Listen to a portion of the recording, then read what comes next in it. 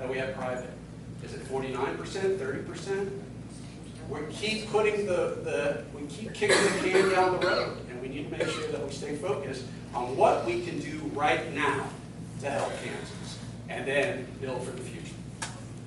Thank you. Thank you. There's a couple of questions back here. Ma'am, let's go to you first, and then You want to go first? Sure. Yeah. Thank you. My name is Linda Henson. I was born and raised in Topeka, Kansas. My mom told me I had the voice that you could hear in the North 40. Saying that, I'd also like to point out that Medicare does not cover hearing aids.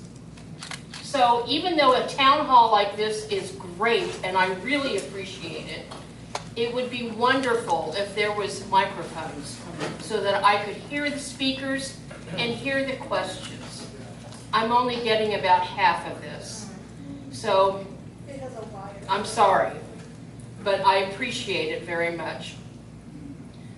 The point I want to make is the average Kansas worker makes less than $60,000 a year. Think about that.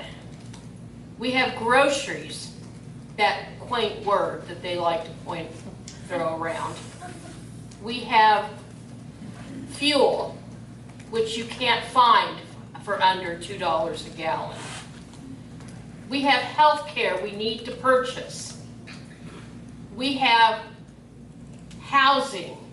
We have utilities. We have insurance. We have tax.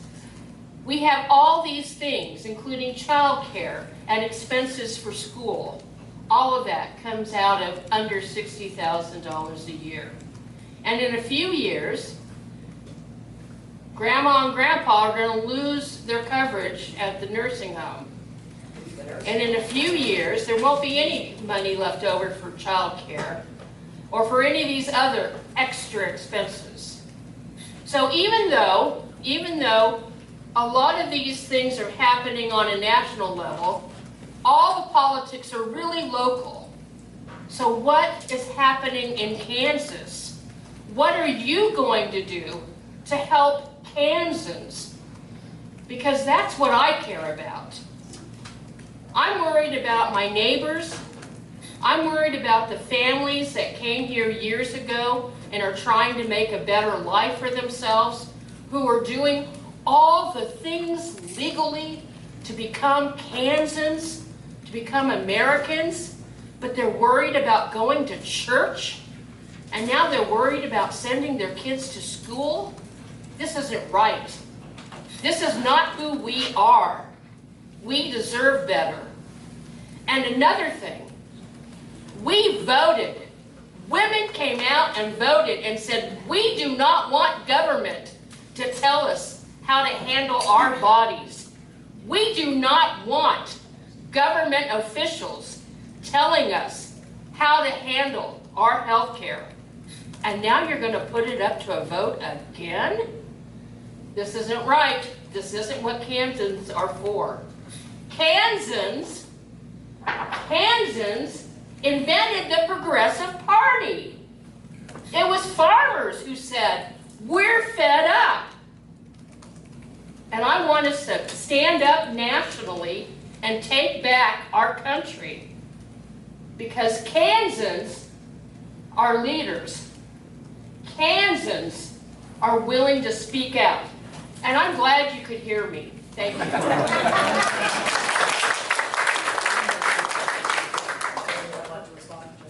Yeah, well, thank you so much for that. Oh, I'll stand.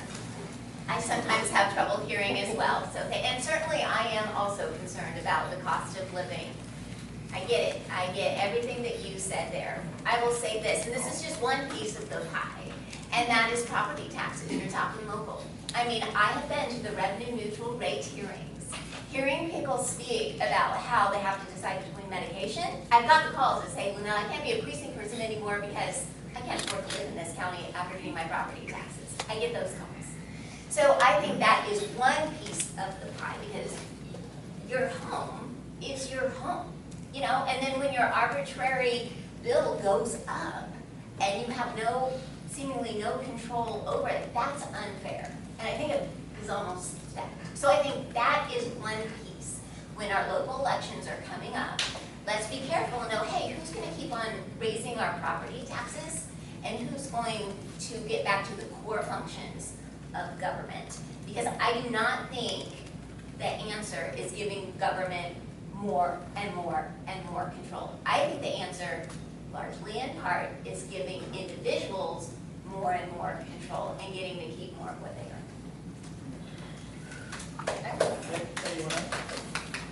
Anyone else? Can I just, where on the ballot is this the same question? I don't know what that means. I'm sorry? She said we're gonna vote on it again. What is that ballot? What is that? I don't know what that means. Yeah, what is, we're gonna vote on, women came out and voted, what are we voting on again? I don't. She's clearly talking about abortion. Yeah, Okay. she's referring to the Supreme Court. Yeah, I this think one. she's referring to the Supreme Court Okay, question okay, now. I'd just like to clarify something, that's not what the vote is on. It's on direct election of Supreme Court justices, I just would like to. Yeah, right. Miss, Motivated. Just ruining tax money behind it. Chehalis, did you want to? I just wanted to address the fact that I feel like we're talking about two different, when people use the word taxes, they either refer to, you know, random money that they have to send to the government and never comes back. And then another section of like people who talk about taxes, you know, they talk about it, you know, trying to better their community and directly seeing the results of what taxes that they pay go towards. And while that system may have been obfuscated in the now with like what taxes go towards, it's still functioning like that. Like taxes do go towards, you know, certain projects, and I'm hoping to see, you know, instead of seeing lower taxes because lower taxes, I would hope to see instead my taxes going towards things that directly benefit my community and my community, like indigenous community and everything else. Like, well, indigenous communities don't have to abide by same taxes, but Kansas communities at least, yes. Because Kansas communities deserve to have the tax money go towards what they want and what benefits their community. And so using taxes as something that, using the word taxes to say like random money that's going towards the government, that's kind of misleading, I feel, when we're talking about it like that. Because it's always supposed to work in everyone's favor because we all live in this society and we deserve to have that come back to us. Yeah, so really quick, circling back to the primary for next year and the constitutional amendment that's going to be on there.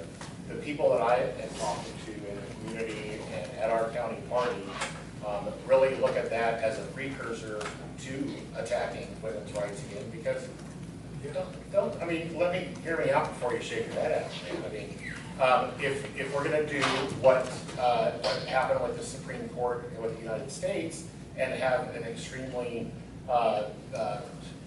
if you're gonna pack it one way by creating the opportunity by making it more about elections in Kansas rather than appointed, with so much money that there is in Kansas, it's gonna swing red, and that's what people are scared of out there. Because if that happens, then just like they took Roe versus Wade away, that's what they're afraid of happening here in Kansas.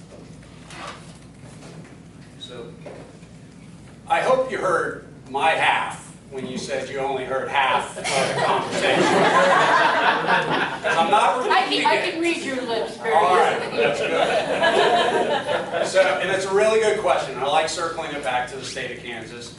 And I'm teasing Senator Titus, he needs to get up. We started in the same freshman class here. He's a great guy, great family.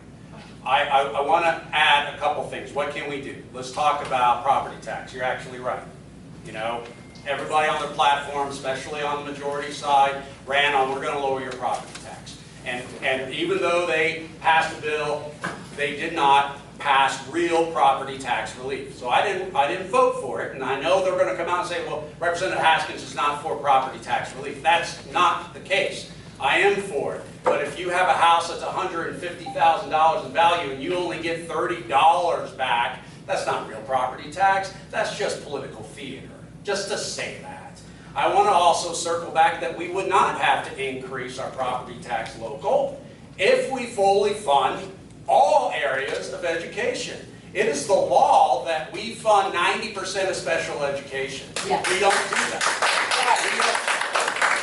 That's good for the ego, but let me get through because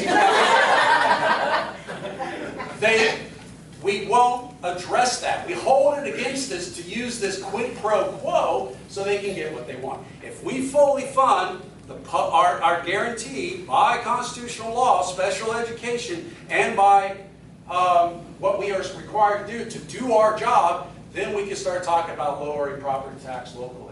Also, there was a local ad valorem act that we were supposed to honor, which we didn't for 20 years, that gave a percentage of our property tax back to the local government because the reason was we don't believe that they're spending it well. But there's no justification for that. Look, these are good questions, but it's not just one solution. We have to come together, work it out, and make sure, especially people in the back, can hear us, right? Oh, yeah, go ahead. Well, I want to start with what Shalea said, because I think she hits at a really core point here about, taxes going off into the oblivion. And if you look at what the legislature's done in the last couple of years, we've cut hundreds of millions of dollars in taxes and allowed regular people to keep that money, spend their own money how they see fit. Because the alternative vision is we collect that money and the guys like me and Kirk decide how to spend it. And, we've got ideas, but I'd rather see average people keep their money and spend it because we don't do it as well when the government spends it for you and decides what you need instead of you deciding what you need. And I think that's really the philosophical difference here. But at the same time, while we've cut hundreds of millions of dollars and let folks keep that money, we are spending more money per pupil than ever in the history of Kansas. So yeah, can we spend more money on education? There's never been a point where the Education Committee hasn't been asked to spend more, but we're spending more than we ever have in the history of the state. We are spending hundreds of millions of dollars on roads, on broadband. We've increased the rates for nursing homes in the last session. We've given the IDD community as much money as the providers say they can give. So we're making critical investments and we're letting people keep more of their money. And when your dollar stretches farther, I don't want to sit up here and say, give us more, give the state more, give the state more, and we'll give it to the locals. And so all the governments around you can just add on this layer after layer after layer of taxes and more taxes, and then you lose your house, but I guess at least we're funding a homeless shelter for you. I mean, that just doesn't work. People have to be allowed to keep their money and make the budget for it. Quick, yeah. No, let's go. Okay, ma'am? I actually had a couple of questions, one of which was already brought up, and that was on the fraud and abuse, the waste, fraud, and abuse. I don't think there's anybody in this room that doesn't think that we should look for waste, fraud, and abuse, but specifically what has been identified for Kansas as fraud and abuse. We were talking about Medicaid earlier, and I think you had mentioned doing things more efficiently at the executive level. What does that look like to you? So I believe, I don't have this, I think Kansas error rate is about 16%. Is that, it's 12? Yeah, it's 12. It's mid to low teens Food stamps on the SNAP error rate. I'm talking Medicaid at the moment. Oh, I'm sorry. Yeah, my comments were in regard to the SNAP error rate, primarily. I'll tell you what, I'm happy to, if you give me your email address, I am happy to send you the annual report. It's issued every year. I'm looking for it online because I don't have the specifics. I don't have them memorized. It's quite an extensive report, but I am absolutely happy to send that to you. And it will show you like how much fraud or how much abuse they've found. I believe it also shows whenever somebody's been prosecuted, it'll show the numbers we recouped in prosecutions and restitution. It shows that stuff. I'm happy to email that to you. I'll give you my email address and you can email me. So as far as the efficiency goes on the executive level here in Kansas, what does that look like to you? I'm not sure I understand what. You had made a comment Yes. earlier about we need to get more efficient on the executive level. What does that look like? I'm sure I didn't say that. No, it was he. Okay, it was like, I didn't say that. So, I wasn't necessarily sure. speaking of the framework of the Medicaid piece, Okay. but when it comes to SNAP, it's getting that error rate down, make sure we're verifying the payments and the income, and we develop better systems so that our error rate is so high because it's tiered in, right? However, the higher your error rate is, the more of a cost share you have, and so it's just to keep at the current level, it just gets really expensive. And so it's going to be much cheaper to put better systems in place. And I believe income verification is one of the big issues. So I think at an executive level, you can put together the tools and the program to bring that number down. That's the sort of change I had in mind. I would encourage you, if you haven't already, is to actually sit with people who actually do determine those eligibility for those programs. I think you'll learn a lot from that as far as the volume of the work and the simplicity of the policy manuals and that kind of thing, and the turnover in staff with those programs. I think you would learn a lot from that, and maybe that would help you come up with a solution to reduce those error rates.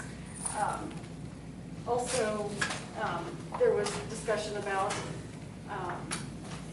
SNAP benefits being reduced by this big, beautiful bill. And I'm not sure who said it. Somebody was talking about all families deserve to feed their family.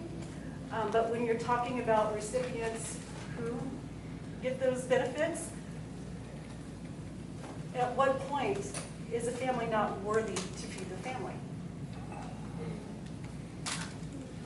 I don't know anybody who said there wasn't somebody who There was somebody said everybody deserves to feed their family.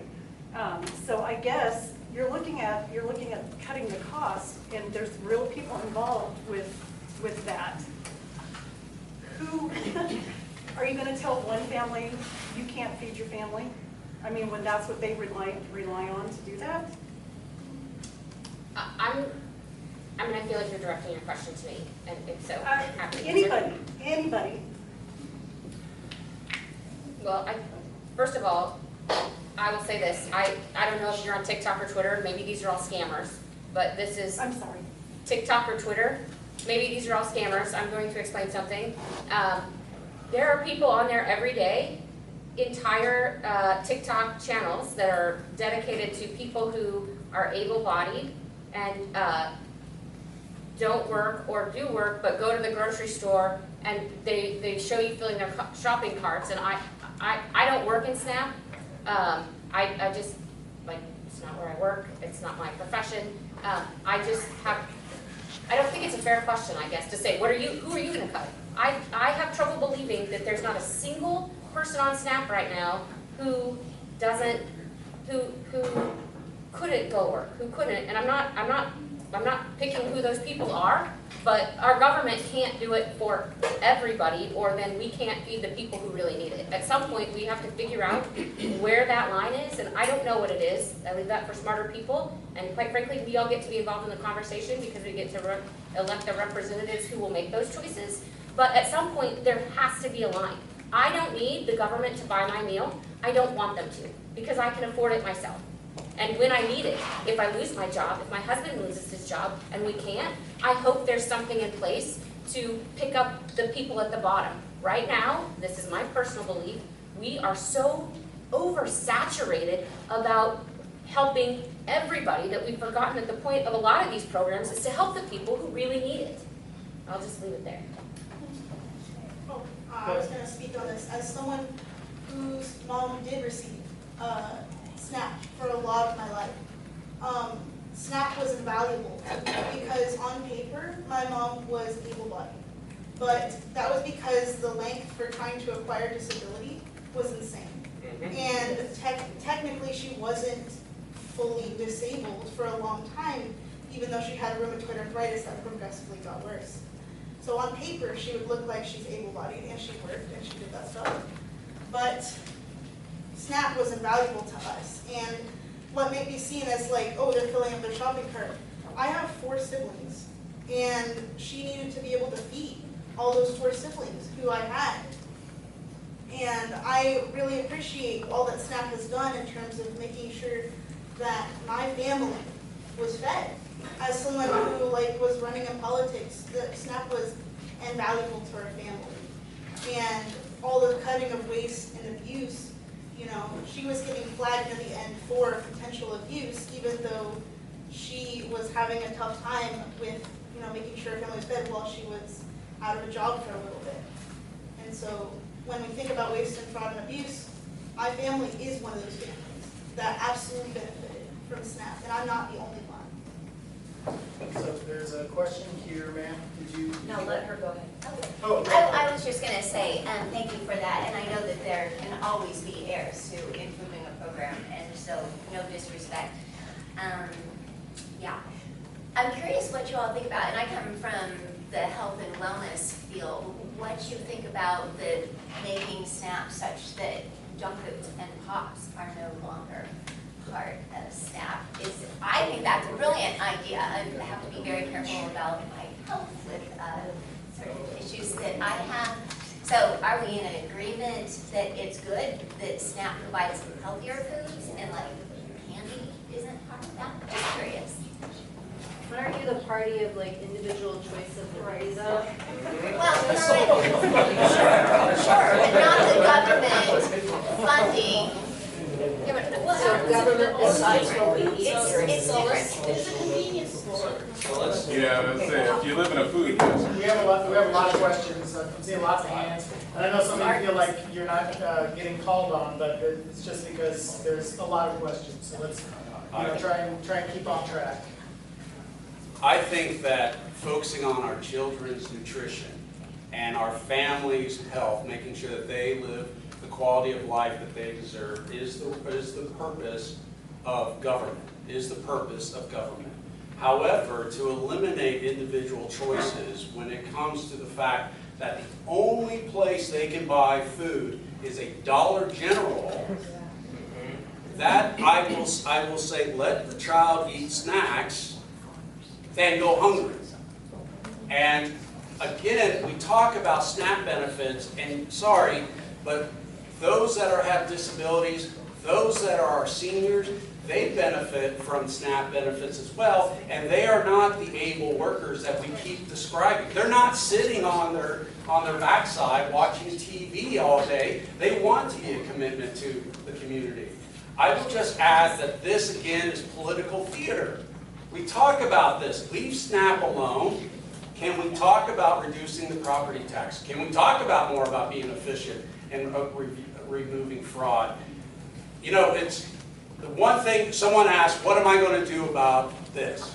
I will continue to push that everybody has the right to vote. In the State House, they took away your 3-day grace period. Why? Because they didn't think that everybody was voting properly, which had no proof. So I offered, and it is true, I offered an amendment to let's make Election Day a public holiday. Give them all access to that. That was voted non-germane to the bill. It got thrown out. The overall is we need to stop worrying about wins for our party and start worrying about wins for Kansans and the Kansas future. That's it.